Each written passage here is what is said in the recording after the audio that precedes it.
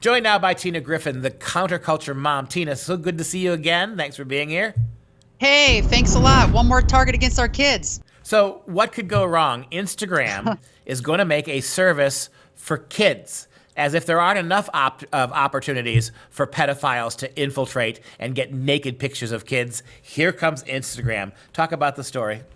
Absolutely. And you took the words right out of my mouth. The executives at Facebook, the owners of Instagram, have announced they are working on a kids version of Instagram that would target kids as young as 6 to 12 years old, all under the age of 13. And like you said, like we need that. Facebook Messenger for kids, a popular texting app for kids between ages 6 and 12, already exists. They have somewhat safety parameters, but there's still a lot of issues with that. And it goes beyond just what they're going to see online. It's the addictive factor. In fact, check this out. Mark Zuckerberg was questioned about this at a congressional hearing last month.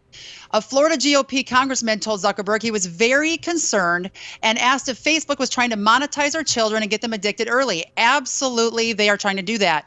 Here are the quick major issues with addiction with social media. Studies are continuing to show that social media triggers the same reinforcing chemicals in the brain as heroin. That's crazy. Zuckerberg told the committee, quote, "I think helping people stay connected with friends and learn about different content online is broadly positive," end quote. It is absolutely not because of this number one key factor with Facebook and Instagram. They're chopping truth online on all these platforms. So the only indoctrination and brainwashing happening is their one side leftist agenda, which is anti-God, anti-family, sex saturated, gender confusion. I know you'd agree with that. So that's the problem with what we got with Instagram kids coming around the corner. Yeah, I would ask you, and I'll ask you rhetorically anyway, what is the need for this? Why is this necessary? And you just nailed it. I mean, ultimately, this is about controlling kids. It's about getting in their heads. It's about creating narratives. It's about, and you tell me this isn't going to happen. These kids get on a Instagram for kids. What's the messaging going to be like? What's the commercial aspect of it going to be like?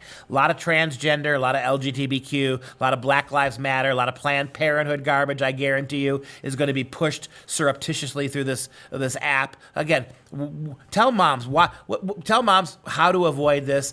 Warn moms what they can do if their kid wants to get on this. Absolutely. Well, I want to give a couple more quick tips that we just learned about with the negative consequences, but we have a lot of actual positive reinforcement of what we can do about this right after. When Facebook Messenger was released, the group Commercial Free Childhood sent a letter to Zuckerberg, signed by over a dozen organizations, asking him to discontinue the app because of the dangers social media poses for kids. The letter mentioned social media used by teens is linked to higher rates of depression. Eighth graders who use social media for 6 to 9 hours a week are 45% more likely to report that they're unhappy compared to their peers who don't use it. A study of girls between the ages of 10 to 12 found that the more they use social media networking sites, the more they idolize thinness and have concerns about their bodies. 50% of adolescents say they feel addicted to their phones. So obviously we have an issue when kids are on social media for who they think they have to be because they compare themselves to others. They're on the phone and on tech gadgets instead of actually being with their families, with friends in person. And so I have really good suggestions. First and foremost, parents, you need to watch this free documentary. It's fantastic. Social Media Dangers documentary, Childhood 2.0. To get information about that, we have it on our Counterculture Mom app. I'll talk more about that later. It's available through that app. Watch it. Learn about the dangers, learn about how to talk to your kids about social media if they want to get on it, to use it safely. And then number one thing that we're doing right now with our kids, get them outside. The weather's finally above 40 below zero. Get them off their phones, off their iPads, get them outside. We just bought a ton of toys. I had the kids go shopping with me last week after their homeschooling was over.